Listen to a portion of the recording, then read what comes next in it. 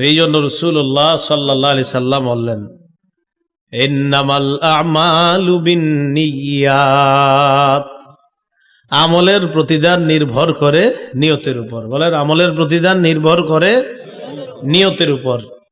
নিয়ত পরিশুদ্ধ হলে ওই আমলের প্রতিদান আল্লাহর কাছে এমন ভাবে পাওয়া যায় যা কল্পনাও করা যায় না।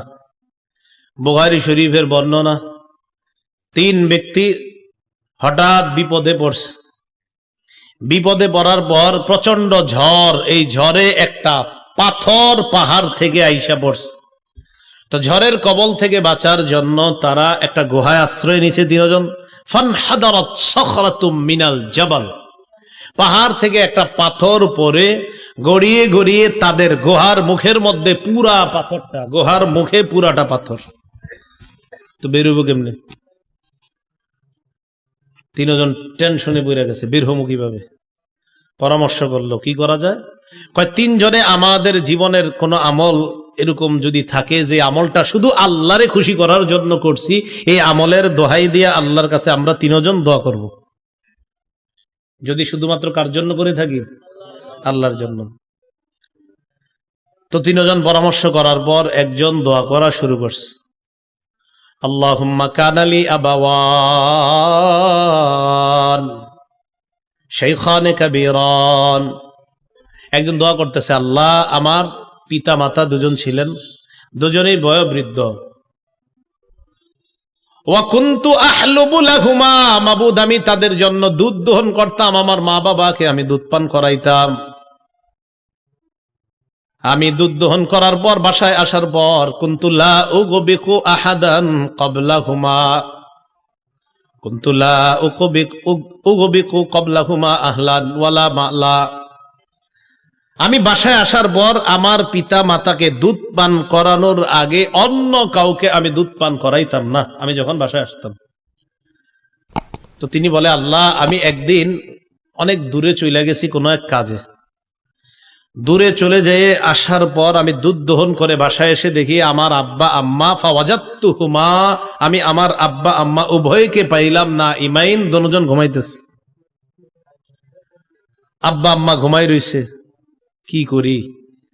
এদিক দিয়ে আমার পরিবার পরিজন তারা দুধ পান করতে চাইতেছে। আগের জামানায় দুধ এটা ছিল এমন এক খাদ্য যারা এগুলোর মাধ্যমেই নিজেদের খাদ্যের চাহিদা পূরণ করত।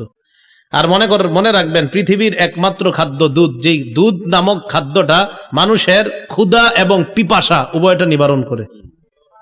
কি বললাম বলেন তো? দুধ ক্ষুধাও নিবারণ করে, পিপাসাও নিবারণ। পৃথিবীর সমস্ত খাদ্য ক্ষুধা নিবারণ করে, পানি পিপাসা নিবারণ করে, আর দুধ একমাত্র খাদ্য, জান্নাতি খাদ্য, যেই খাদ্যটা আপনার ক্ষুধা এবং পিপাসা উভয়টা নিবারণ করে। এটা আল্লাহর ক্ষমতা। কেন? আল্লাহ বলেন, দুধের সম্পর্কে একটু গবেষণা করো তো, আমি এটা কোত্থেকে বের করি। হ্যাঁ, আল্লাহ পাক রব্বুল আলামিন বলেন এটা সম্পর্কে একটু গবেষণা করো যে এটা আমি কিভাবে বের করি। তা আল্লাহ বলেন, আমি গোবর এবং রক্ত, মিন বাইনি ফারাসি ওয়া দামিন লাবানান খালিসা, গোবর এবং রক্ত, গোবর পাক না নাপাক? রক্ত পাক না নাপাক?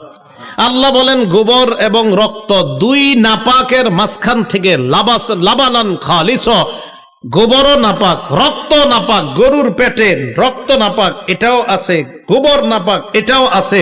এই 2 নাপাকির মাঝখান থেকে আমি আল্লাহ স্বচ্ছ পবিত্র দুধ তোমাদের জন্য বের করি। মিন বাইনি ফারসি ওয়া দামিন লাবানান খালিসা, স্বচ্ছ দুধ বের করি। তো দুধ মানুষের খাদ্য, পিপাসা উভয়টা নিবারণ করে। এজন্য বাচ্চার বয়স 2 বছর হওয়ার আগ পর্যন্ত খাদ্য খাওয়ান লাগে। ওই যে আল্লাহ পাক রব্বুল আলামিন এটার মাধ্যমেই তার ক্ষুধা পিপাসা উভয়টার ব্যবস্থা করে দিচ্ছে। তো তিনি বলছেন, আল্লাহ আমি দুধ নিয়ে আইসা দাঁড়ায় রইছি, আমার পরিবারকে দিচ্ছি না, আবার আমার আব্বা আম্মা ঘুমাইতেছে, সারা রাত আব্বা আম্মা ঘুমাইতেছে, আমিও দুধ নিয়ে দাঁড়ায় রইছি, আব্বা আম্মারে খাওয়ামু, তারপর অন্যরা খাবে। বৃদ্ধ বাবা, বৃদ্ধা মা, 2 জন বৃদ্ধ বৃদ্ধা হয়ে গেছে। আপনারা তো বৃদ্ধ মা বাবা একটা কাশি দিলে পাশের রুম থেকে বলেন মরতে পারে না, এটা অনেক ছেলেরা বলে ফেলে। আল্লাহ হেফাজত করেন। একটা হাদিস সারা জীবন মনে রাখবেন, মুসলিম শরীফের বর্ণনা 1978 নম্বর হাদিস। রাসূলুল্লাহ সাল্লাল্লাহু আলাইহি সাল্লাম বলেন, লাআনাল্লাহ মান লাআনা ওয়ালিদাহ, যে পিতামাতাকে অভিশাপ দেয় তাকে আল্লাহ অভিশাপ দেয়। পিতামাতাকে যে অভিশাপ দেয় তাকে কে অভিশাপ দেয়? আল্লাহ। তো তিনি দুধ নিয়ে দাঁড়িয়ে আছেন, তো তিনি বলতেছে আল্লাহ, মুনাজাতে আল্লাহরে কানতে কানতে দোয়ার মধ্যে বলতেছে, আল্লাহ আমার আব্বা আম্মা জাগ্রত হয়েছে, আমি তাদেরকে দুধ পান করাইছি, এরপর অন্যদেরকে আমি দুধ পান করিয়েছি। আল্লাহ এই আমলটা যদি আমি আপনার জন্য করে থাকি, তাহলে আপনি গুহার মুখ থেকে এই পাথর সরিয়ে দিয়ে আমাদেরকে এখান থেকে উদ্ধারের ব্যবস্থা করে দেন। বুখারী শরীফের বর্ণনা, নবীজি বলেন তারা তাকায় দেখে গুহার মুখ থেকে পাথর একটু সরে গিয়েছে। দেখছেন নি পাওয়ারটা কি? বলেন আমলের প্রতিদান নির্ভর, আমলের প্রতিদান নির্ভর। আমল হবে কার জন্য? আমার নিয়ত হবে কাকে খুশি করা।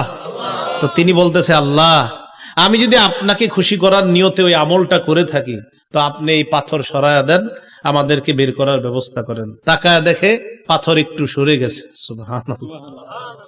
বাকি রইল কয়জন? দুইজন। আরেকজন দোয়া করা শুরু করছে, আল্লাহুম্মা কানালি বিনতু আম্মিন। আরেকজন বলতেছে আল্লাহ আমার একজন চাচাতো বোন ছিল, তাফসীরের কিতাবে আসছে সম্পর্কের কোন একজন বোন ছিল, দেখতে বড় সুন্দরী ছিল, আমার অনেক টাকা পয়সা ছিল, আমার এই বোনটা দুর্ভিক্ষ লাগার কারণে আমার কাছে সহযোগিতা চেয়েছে, কিন্তু আমার এই বোনটা, চাচাতো বোন আর কি, আমি তাকে খুব পছন্দ করতাম, সে আমার কাছে সবচেয়ে প্রিয়তমা ছিল, দেখতে সুন্দরী ছিল, আমার কাছে খুব প্রিয় ছিল। তো সে আমি তার কাছে বিভিন্ন সময় বিভিন্ন আবদার করতাম, বাহানা করতাম, সে আমার বাহানা গ্রহণ করত না, মানে আমি তার সাথে অপকর্ম করতে চাইতাম, নাউজুবিল্লাহ।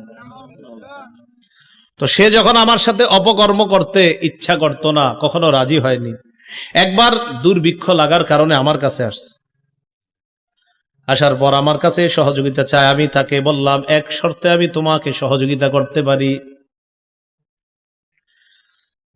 আমার সাথে একান্তে নির্জনে তুমি কাটাইবা, এই শর্তে আমি তোমাকে টাকা দিতে পারি। আমার সবচেয়ে প্রিয় যে মেয়েটা, এই মেয়েটা আমার প্রস্তাবে রাজি হয়ে যায়, তাকে আমি অনেকগুলা স্বর্ণ দিনার দিয়ে দিলাম। কোন কোন জায়গায় লিখেছেন 120 দিনার স্বর্ণ তাকে দিলাম। 120 দিনার স্বর্ণ, অনেক টাকা কিন্তু।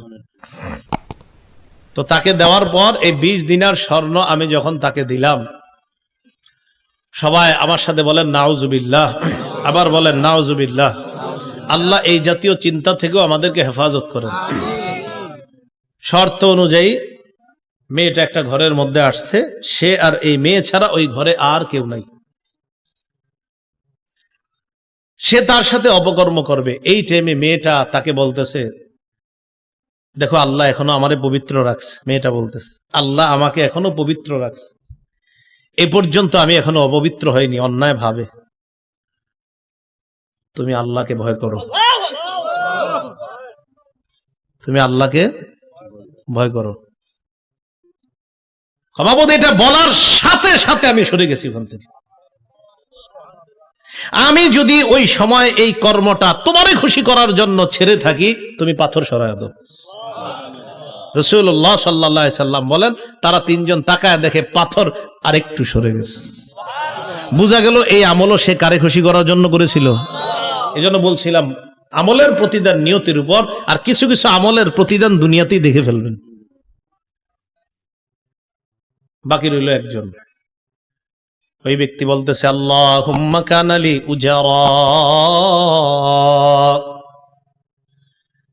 মাবুদ আমি আমার বাড়িতে কর্ম করার জন্য একদল শ্রমিক নিয়োগ দিলাম। আপনারা যেমন বিভিন্ন ক্ষেত খামারে শ্রমিক নিয়োগ দেন, মজুরি নিয়োগ দেন, দেন না, শ্রমিক কাজ করার জন্য। টাকার বিনিময়ে আমি শ্রমিক নিয়োগ দিলাম, দেওয়ার পর সবাইকে আমি তাদের পারিশ্রমিক দিয়ে দিলাম। এক ব্যক্তি পারিশ্রমিক না নিয়ে চলে যায়, যাকে পারিশ্রমিক দেই নাই তার পারিশ্রমিকটা আমি আমার কাছে রেখে দিলাম। দেওয়ার পর আমি এই টাকাটা ব্যবসার মধ্যে খাটাইলাম, খাটানোর পর অঢেল সম্পত্তি বানাইলাম। একজনের পারিশ্রমিক ব্যবসা খাটায়া প্রচুর সম্পত্তি বানাইছে। কিছুদিন পর ওই লোক আইছে, ওই যে পারিশ্রমিক নেয় নাই, আসার পর কয় ভাই আমি সেদিন পারিশ্রমিকটা নিতে আমার মনে ছিল না, পারিশ্রমিক দেন। আমি তাকে মাঠে নিয়ে গেলাম, নেওয়ার পর বললাম মাঠের দিকে তাকাও, যত পশুগুলা দেখো ঘাস খাইতেছে, দুধওয়ালা দুধ ছাড়া যা আছে। মানে কয়েক তাকাও না, তাকাইছে, কয় সব তোমার। আপনি মস্করা করেন, ঠাট্টা করেন, ঠাট্টা করতেছেন? না ঠাট্টা না, তুমি যে পারিশ্রমিক নেও নাই, এই নিয়তে আমি এটা ব্যবসায় খাটাইছি, নিয়ত করছি কোনদিন তুমি আসলে সব দিয়ে দিব, আমার নিয়ত ছিল। আল্লাহ আমার নিয়ত যদি তোমারই খুশি করার জন্য হয়, পাথর সরাইয়া দাও। রাসূলুল্লাহ সাল্লাল্লাহু আলাইহি সাল্লাম বলেন, তারা তিনজন তাকায় দেখে পুরাটা পাথর গুহার মুখ থেকে সরে গেছে। আমলের প্রতিদান নিয়তের উপর, কথাটা মনে থাকবে না সবার? দেখেন, আমলের প্রতিদান নিয়তের উপর, কিছু কিছু প্রতিদান দুনিয়াতে আল্লাহ দেখায় দিবে। যদি আপনি নিয়ত শুদ্ধ থাকে, দুনিয়াতে আল্লাহ দেখায় দিবে। আল্লাহ আমাদের সকলকে আমলের আগে নিয়ত শুদ্ধ করার তৌফিক দান করেন।